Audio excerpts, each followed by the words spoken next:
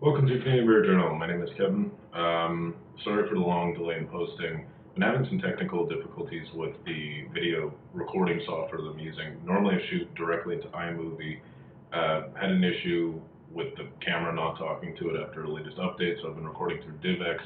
Haven't been satisfied with some of the things that it does. For instance, it seems to cut off the last 2 seconds of the video after I hit stop. So unfortunately, that kind of messed up some of my recordings for the previous reviews that I'd done. So I'm going to reshoot this one, but I'm not going to reshoot the one I did before, which was the Trafalgar Oatmeal Stout. I'll just give you the tasting notes that I did for it. And today, instead, we're going to look at the Ambroise Oatmeal Stout from McCausland Brewing, which, as it turns out, is actually a much better product. So probably better to spend more time on it anyways. In terms of the Trafalgar Stout, to be brutally honest, I hate to pick on brewers, I hate to pick on small breweries. I've never been terribly impressed with anything that Trafalgar's produced. I find a lot of their stuff is either over flavored, if it comes to like one of their, like say the honey braggot or whatever, or just doesn't really hit the mark. They don't tend to be really complex. So it's a shame, but this one wasn't much different.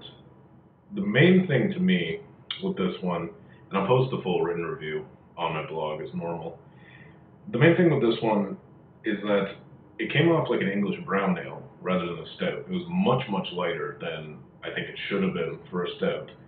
I'm not one of those people who's super fixated on the beer must be correct to the style. It absolutely must be, hitting all of the points as mentioned in some real ale tasting guide. But if you are going to market something as a particular style of beer and it's completely in another category, like it was quite firmly, in my opinion, in the style of an English brown ale, that to me is a little bit deceptive, or just it's too confusing. Yes, styles are fluid, but they exist for the convenience of trying to figure out what beer you're actually buying. So to me, that was a little bit off-putting. It didn't really feature oats to me. It had the smoked part just came off as burnt, like a slightly acrid note way in the background. I was not impressed with it overall, so I wouldn't really give it a recommendation, especially because it is $5 a bottle, and now it's only in that little 500 ml bottle. It's a little bit pricier than it should be, and quite frankly, it just didn't impress me. So I would avoid that one. As I said, I'll post the written review on that to my blog as per normal. So, craft beer in the news. Something interesting has come out. If you're in Toronto, Now Magazine has actually put out this pretty cool Toronto beer guide. It's got, reviews of different bars. It has reviews of various beers. My wife actually picked this up for me while she was coming back from work, so that was pretty cool. So yeah, if you're in the Toronto area, I would definitely recommend checking this out. It's an insert inside the full Now magazine. So, and Craft Beer Week, or Beer Fest, is going to be coming up soon.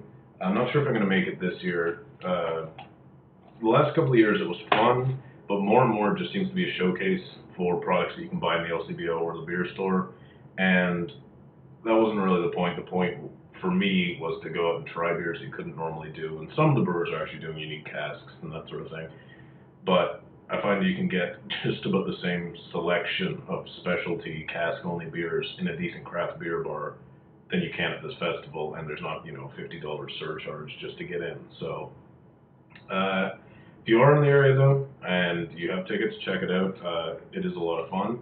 They usually have a live band. There usually events and tastings and those sorts of things. So it's a great introduction, especially if you're new to the craft beer scene. I would highly recommend going.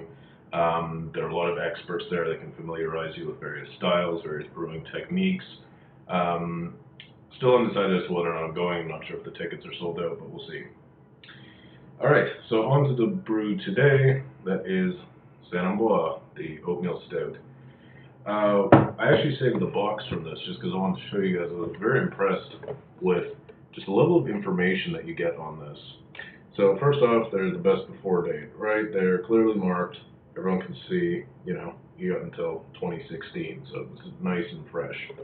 But the other thing that's great about this is this little panel here, which tells you how many IBUs, what hops are in it, the serving temp, the serving glass, that sort of information. And that's just great to know in advance of buying the beer. Especially if you are a little bit more experienced, you know what you're looking for with various hop varieties. It might give you a clue as to how it's going to taste, and whether or not that's what you want. So right from that, I can tell that this is probably a more American style stout. It's up there at 45 IBUs, which is fairly noticeable for a 5% beer. If that was a pale ale, you'd definitely say it's in the APA category. So definitely more American style, especially with the Cascade hops in there. You know, what it doesn't tell you, but it does tell you helpfully on this, is that oatmeal and malted barley are not the only grains in here. In fact, this pretty much runs the gamut. So the ingredients as they list on the back: water, malted barley, roasted barley, toasted wheat, flaked oats, flaked corn, and hops. So I guess very technically you could call this an adjunct beer because it literally has 4 grains in it. It's a multi-grain beer. Nothing wrong with that, so long as the brewer is straightforward. I really think that you can produce a successful beer with any number of ingredients if you know what you're doing. I would just like to know that it's in there.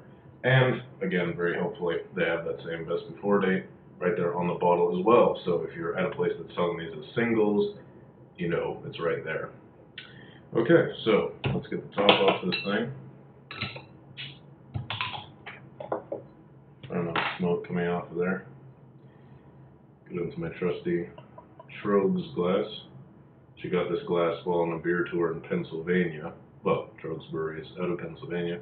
My dad and I had gone to see Gettysburg, the battlefield, and in and around there was a brewery.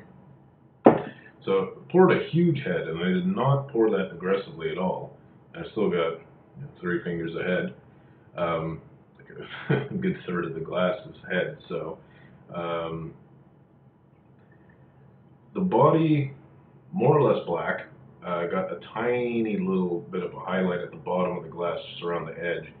But I can actually see a fair amount of carbonation in there. Not sure if you can get that on the camera, but you got a fair amount of bubbles moving up in there.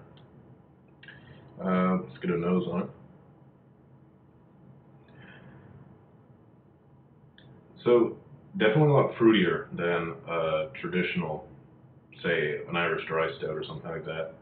Getting more figs, maybe a plum or something in there, and sort of a bit of a graininess, but almost sort of a baked, rather than most stouts have a really roasted quality. This has almost more of a baked quality, if that makes sense to you, kind of like a baked pie crust.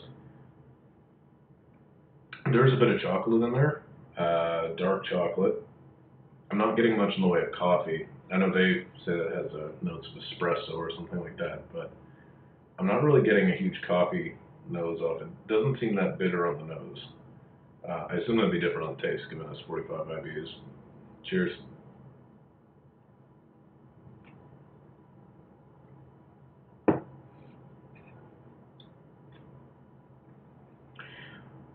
Quite a bit of complexity, actually. So right off the bat, you're getting a bit of a bitter rush at the beginning, more a hoppy bitterness, actually, not like in the sense of an APA, but just sort of a definitely not roasted bitterness. And then there's a fair amount of sweetness in that sort of fruity note that I was talking about before with the figs and kind of plums. And it finishes out sort of bittersweet, again, with an almost baked quality to it. It's definitely not as heavy as some stouts I've tried, like, say, 8-Ball Stout or Old Number 38 from North Coast Brewing. But it's still actually quite, you can see in the glass there, it's pretty viscous. Definitely coats the tongue quite well.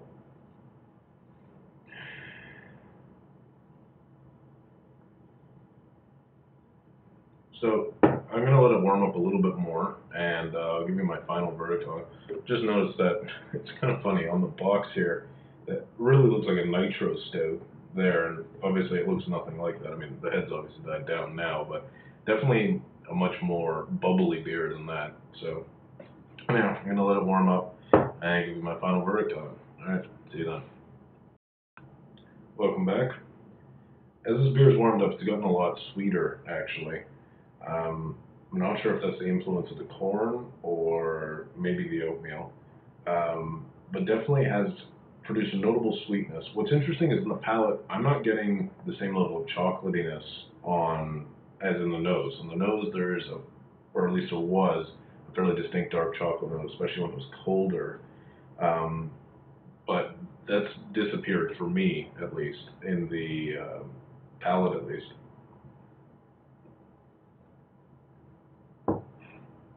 Now that it's warmer, you're getting a more distinct hop character too.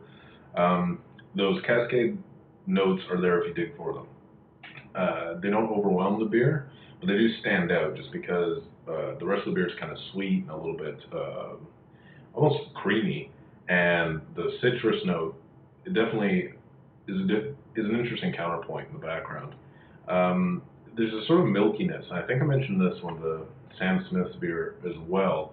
It almost reminds me a little bit of a milk stout, lactose addition. And obviously I read the ingredients list, there's no lactose in it, but that's sort of the impression that I get, because it's still quite viscous, it's quite thick, but they've backed off that roasted dark chocolate espresso character a bit. It comes off as sort of a milkier sort of thing, so kind of like I guess a cafe au lait. A lot more fruitiness than your traditional Irish dry stouts. I think I went through them before with like the figs and maybe a little bit of red grape or something like that. Very, very interesting, very, very complex. You got different sort of layers of flavor on top of other ones. So you have a distinct hop note with a hop bitterness, but you also have a bit of a roasted note from the darker malts in there. You have the oatmeal doing its own unique thing, adding that almost sort of milkiness, a bit of an amorphous sweetness going through. I think that might be the addition of the corn, but all very well balanced in at around 5%. I would definitely recommend picking this beer up. I think it's about $13.55, 13 something like that for the 6-pack here. Do be aware it is difficult to find, or can be. The LCBO, I think there's only about 3 in Toronto that I saw stocking it, and the beer store is always dodgy when it comes to this. The one near me technically stocks it, but it's been out for the last 2 weeks or something like that, and they just will not restock it. And it's annoying. I mean, it's a gripe that everyone's had, and anyone in the craft scene has had with the beer store for a long time. I mean, you go in, they're never out of anything that's owned by the 3 major players. So if you want a Creemore or a Hops and Bolts or a Granville Island, those are all Molson products. They're always going to be there. But you go for something independent, like a Saint Ambroise, even bigger or more notable breweries like Muskoka, half the time they're out, and they won't restock them. So I'm not sure if it's a conscious effort to try to make you buy something else, or if they just don't care enough. Either way, that's going to come up again when we're looking at a beer that I picked up recently from Flying Monkeys craft brewery. That is the Matador version 2. El Toro Bravo, which is an imperial dark rye ale. Interestingly enough, that one only went into the beer store, did not go into the LCBO. There's a little bit of a story behind that, and we'll get into it when we get closer to that recording. Anyhow, again, if I were to have to pair this beer, it would be an interesting thing, because it's definitely a bit more viscous, a bit more assertive than the Sam Smith.